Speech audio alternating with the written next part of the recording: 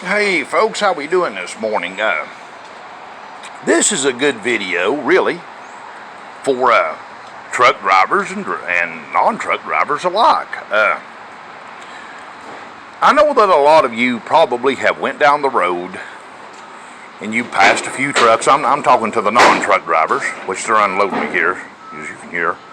And you've probably said, well, what is this thing that I am seeing that has these hoses connected to it? That used to not be on these trucks, and now all of a sudden I'm seeing it on them. Well, I'll tell you what that is, folks. That is a, and I'm talking in terms of layman's terms here for all audiences, that is a self-inflation monitoring system for these tires. Now, we're a subcontractor, and I'm not going to make any comments about the trucking company that I work for or who we haul for, guys. I may show you things like this, but I'm not going to make any comments to avoid any problems. But anyway, this is a common topic we're talking about here. What it does is it maintains the pressure in the tires regardless of whether or not you have a hole in it. A hole in one of the tires, whether or not you've had separation. Now, if you get a blowout, a total blowout, obviously it's not going to help that. What it's designed to do is it's designed to keep it inflated to a full pressure going down the road. Now, to some of you truck drivers that's out there that are young guys, if you're looking at this and you're saying, well, do you have any advice, Jerry, as an experienced truck driver about this system? Yeah, I do have one piece of advice for you.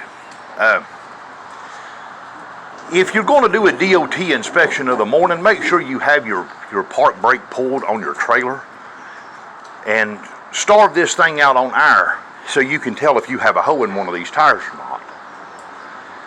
And the reason why that I say that is if you do have a hole or you got a bubble coming on the inside of one of these tires or whatever, you need to know this.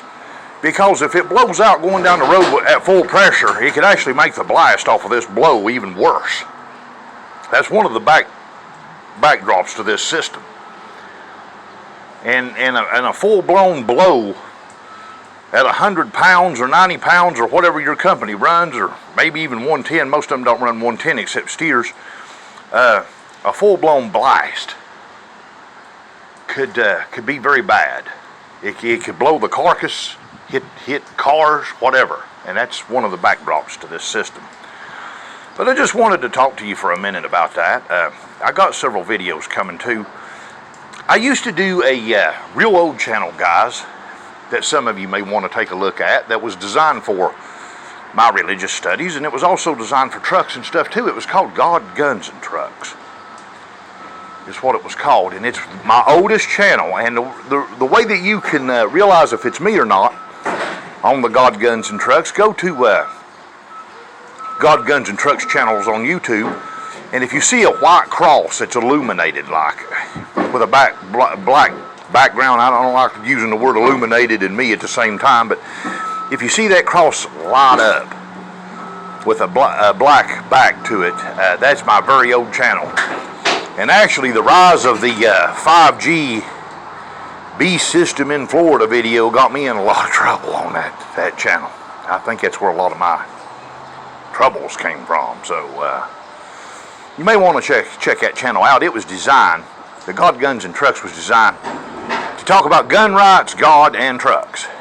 But that channel's obviously gone. It's very old, but it has me on it. I've actually showed myself I'm not as thick now as I used to be back in those days. I've lost a lot of weight because of a lot of different things. Yeah, doing without in some instances. But anyway, if you want to check it out, go ahead and look at it. It has some actual recent stuff. But I'm not going to re-upload in any of those channels, my other two Jerry McFadden channels, my God, Guns, and Trucks. I'm not going to re-upload in any of those. They all got 2 strikes against them, folks, and if I get another strike on one of them, all those videos are gone, and I don't want that to happen. I want them to be there for you to look at. That one channel has like it has like 200 videos on it or something, and that would all be gone. if I had one more strike, and I don't want to wipe off all that.